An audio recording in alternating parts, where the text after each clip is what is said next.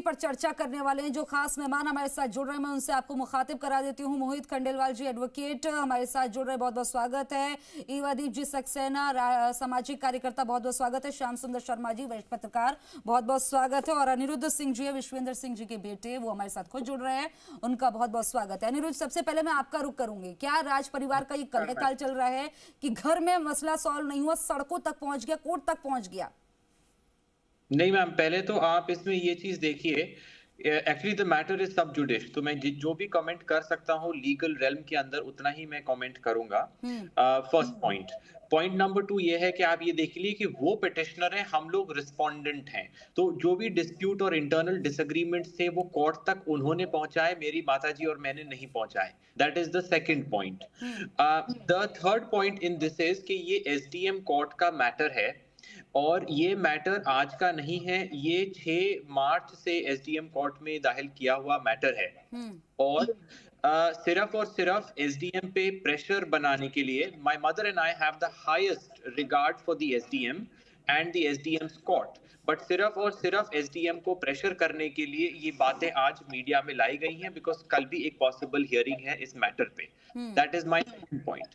The third point is this कि आप SDM court में आप सीनियर सिटीजन होने का एक्सक्यूज लेके गए हुए हैं, तो जिनके खिलाफ आपने किया है, मेरी मेरी मदर भी उस केस में है, तो वो भी तो she is also a senior citizen, she is also 61 years old. So there is a contradiction here, और एसडीएम को प्रेशराइज करने के लिए ही ये सब कुछ हुआ है। फोर्थ पॉइंट ये है मैम कि हम लोग तो प्रोफेशनली इस केस को लड़ रहे हैं। आप क्या कहते हैं, फाइल पूरी निकलवा लीजिएगा एसडीएम ऑफिस से, it is a public document कि हम लोग हर डेट पे हाजिर हो रहे हैं, हर डेट पे आर्ग्यू कर रहे हैं, हर डेट पे प्रस्ताव रख रहे हैं। उन लोगों की साइड से तो बड़ी ही अनप्रोफेशनलिज्म है। कभी आते हैं, एप्लीकेशंस दे दी हैं, एक्सटेंशन पे एक्सटेंशन मांग रहे हैं। ये तो कोई तरीका नहीं है। They are not even allowing Aniruddh, आपके पिता से भी हमने बात करने की कोशिश करी, हालांकि वो बातचीत करने को बिल्कुल तैयार नहीं है, लेकिन कई सारे सवाल उठ रहे हैं। क्या वाकई में उनको इतनी प्रताड़ना झेलनी पड़ी कि वह मीडिया के सामने भी नहीं आना चाहते हैं? 3 साल खाने से को नहीं दिया, लोगों से नहीं मिलने दिया। जी, सुनिए, आप मेरी बात सुनिए मैडम। 3 साल से तो वो यहाँ मोती महल परिसर में रह नहीं रहे हैं।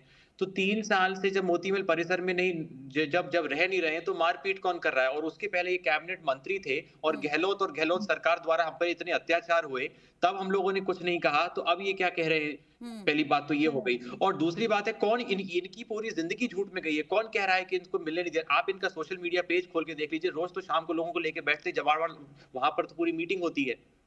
तो उस मीटिंग में अब कहां से लोग आ गए अगर हम लोग मिलने नहीं दे रहे हैं तो? और जब हमारे कस्टडी में नहीं, यहाँ पर है ही नहीं मोती महल परिसर में, तो कहां से हम कौन होते हैं किसी को रोकने वाले? और आज की तारीख में कौन किसको रोक सकता है मैम? ये तो फालतू की बातें हो गई ना। नहीं, बिल्कुल वो भी एक मंत्री रह चुके हैं आपके पिता भी, लेकिन वो आरोप इस लग रहा है खाना खाने तक नहीं दिया जाता था। ये जाहिर तौर पर अगर ये ऐसे आरोप लग रहे हैं, बहुत ही गंभीर आरोप हैं। और एक बेटे पे आरोप लग रहे हैं आज के जमाने में। देखिए, इस तरह की बातें जाहिर तौर पर ये आम परिवार में देखने को मिलती थी, लेकिन अब राज परिवार में भी ऐसी खबरें सामने आने लगी हैं।